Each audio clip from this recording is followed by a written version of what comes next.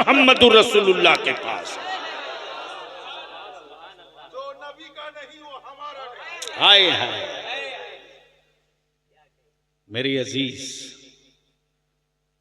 गोया मेरे आका की निगाहे नबूवत देख रही थी कि कल का फितना होगा, मेरी उम्मत को तोड़ा जाएगा, कुछ लोग मेरी आल की को ढाल बनाएंगे और कुछ लोग मेरे सहाबा को ढाल बनाएंगे और उम्मत के टुकड़े किए जाएंगे। तब नबी ये कौनैन ने फरमाया, कब कब जब खाने काबा से बुतों की सफाई हो रही थी और एक बुत बहुत ऊपर था, एक बुत बहुत ऊपर था, तो सैयदना मौला अली शेर खुदा फातिह खैबर ने अपना कांधा पेश किया और क्या कहा, या रसूल अल्लाह मेरे कांधे पर सवार हो जाइए। नबी रहमत ने क्या फरमाया, ए अली तुम नबूवत का बोझ नहीं बर्दाश्त कर सकते। अल्लाह अकबर, अल्लाह अकबर, तुम नबूवत का बोझ नहीं उठा सकोगे। लेकिन जब हिजरत की रात आई और आकाए रहमत मक्के से हिजरत किए तो जहां तक रेतीली जमीन रही मुस्तफा पैदल पैदल, और जहां से पथरीली जमीन मिली आकाए रहमत फरमाते, अबू बकर इधर आओ, अबू बकर इधर आओ, अपना कांधा लाओ, सवार करो मुस्तफा को, सवार करो मुस्तफा को। कांधा सैयदना अबू बकर का, सवार नबियों का ताजदार हो रहा। गोया उसी दिन क्लियर हो गया कि आकाए रहमत के बाद इस उम्मत का बोझ किसी और के कांधे पर नहीं जाएगा, सैयदना अबू बकर के कांधे पर जाएगा। और उसी दिन क्लियर हो गया। आकाए पाक ने गुंबदे खजरा में दाईं तरफ अबू बकर को, बाईं तरफ फारूक आजम को, इसके पीछे किए भी राज कि अदब सीखना हो मेरी बारगाह में आने का तो अबू बकर से सीख कर आना, और अगर गुरूर में आओगे तो कल भी उमर की तलवार थी, अब भी उमर की तलवार है। और दोनों को आजू बाजू में रखकर, पहलू में रखकर बता दिया, ये कल भी मेरे थे। और सिर्फ यही नहीं बल्कि गवाह बना दिया। आए है, मालूम है तुझको?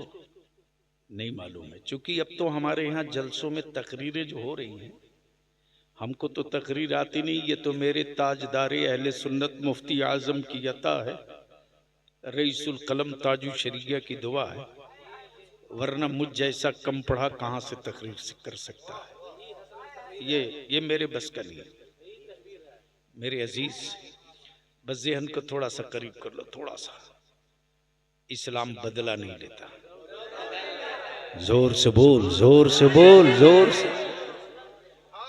ये वही इस्लाम है जिसने मक्का बदल दिया, बेटियों का वकार बदल दिया, बूढ़ों का मकाम बदल दिया, काबे की अजमत बदल दी। कि वही इस्लाम है। जब भारत में आ गया, कहां दिल लगाओ, बड़ी कीमती बात समझ सकते हो तो इशारे में समझना। मैं वो नहीं हूं कि किसी के बदन का कपड़ा उतारूं। वो नंगे लोग हैं जो लोगों को नंगा किया करते हैं। मुस्तफा वाले हयादार हैं, हया की चादर बांटते हैं। तवज्जो चाहो। लोग तलवारों पर धार लगा के बैठे थे, ये कह रहे थे कि हम ही रहेंगे, दूसरा थोड़ी आने वाला है। सात समंदर पार ही मुस्तफा का दीन रहेगा, इधर थोड़ी आएगा। लेकिन अचानक लोगों की आंखें फटी की फटी रह गई जब भारत के ईमान वालों का मुश्किल कुशा मेरा गरीब नवाज आ गया। अरे बोल यार, बोल बोल। होने लगी मीटिंग महापंचायत। इस्लाम आया, दिखा नहीं, आ कैसे गया।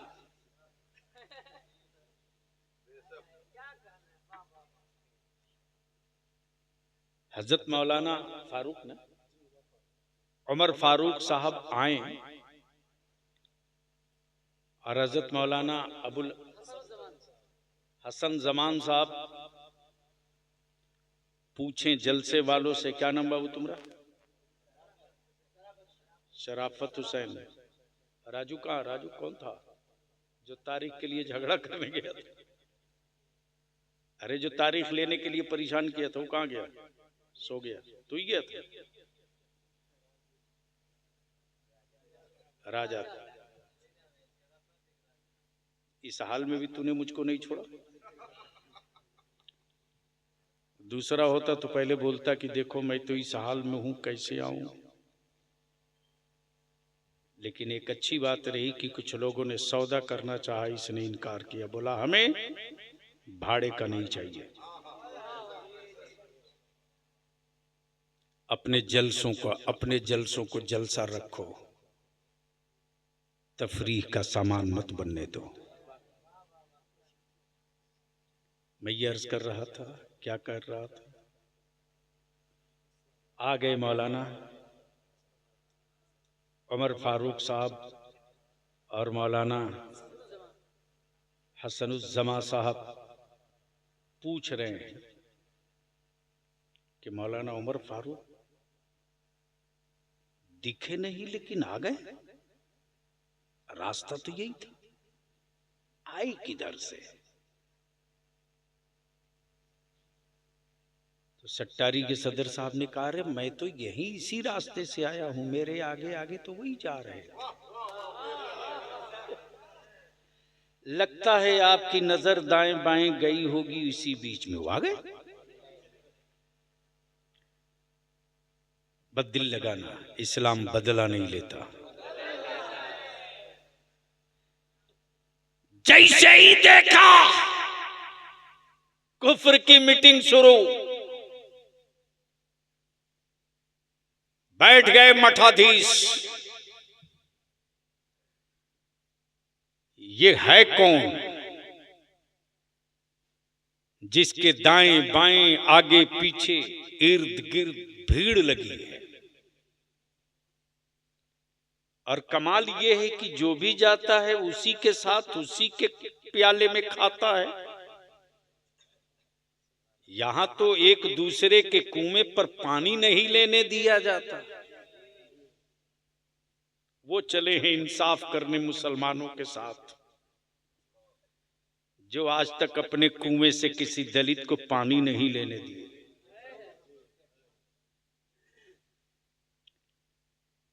अब जो जत्था और जो समूह चला, और देखते देखते जब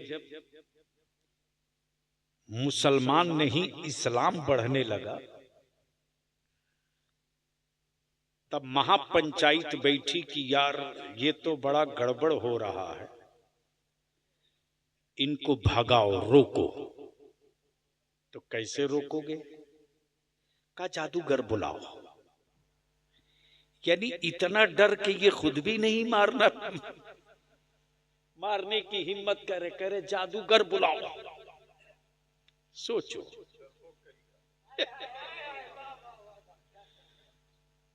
जो जादूगर से इस्लाम को मरवाना चाह रहे थे। लेकिन ख्वाजा तो ख्वाजा है यार।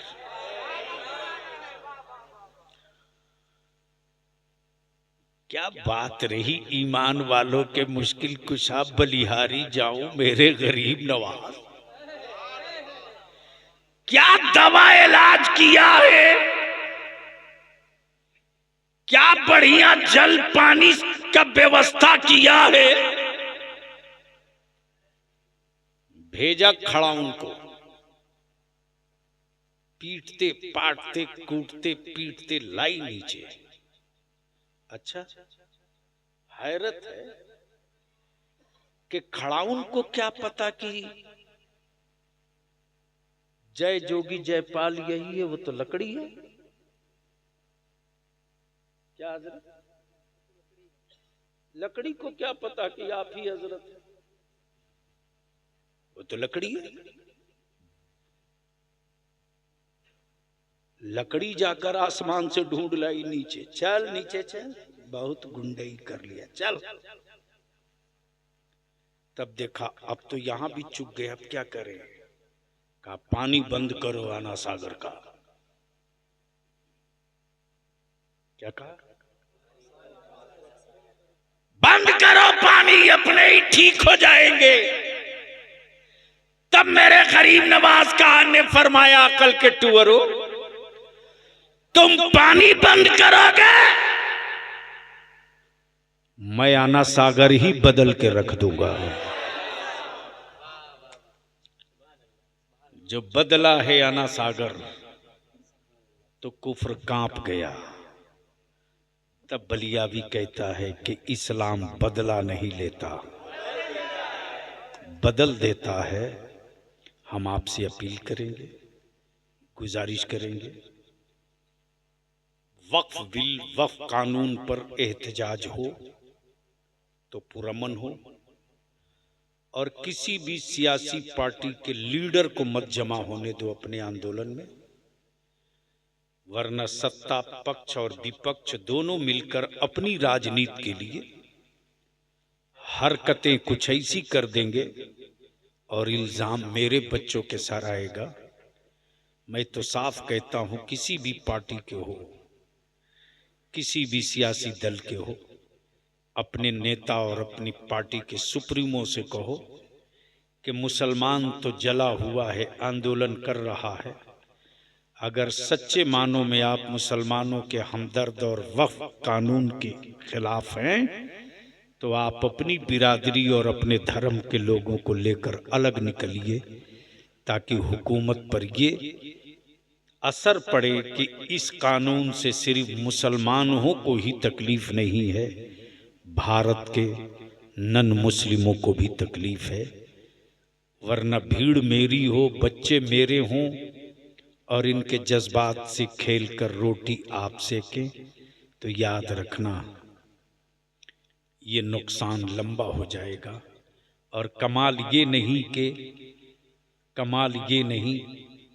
कि हम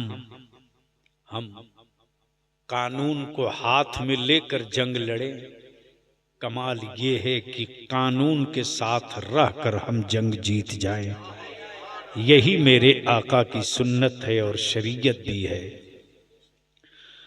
और मैं तो कहता हूं कि भारत में एक ही लीडर है जिसने पूरी जंगे आजादी का नक्शा जो बनाया है, करमचंद राष्ट्रपिता बापू ने, वो किसी मुल्क के हुक्मरां की जिंदगी से सीख कर नहीं, मेरे मुस्तफा की जिंदगी से सीख कर। अहिंसा का पैगाम मेरे नबी का था, इंसानियत का तहफ़्फ़ुज़ मेरे नबी का था, और उसी पर चलकर इस मुल्क की आज़ादी की जंग लड़ी गई है। खबरदार अपने औलादों के दिलों से ये बात निकलने मत दो कि ये मुल्क उसका नहीं है। एहसास दिलाते रहो कि ये मुल्क उसी का है और इस मुल्क में अमन के साथ अपना हक लेने का की जिम्मेदारी भी उसी की है। अल्लाह तबारक व ताला अमल खैर की तौफीक रफ़ीक अता फरमाए। यार जिंदा खड़े हो जाए सब।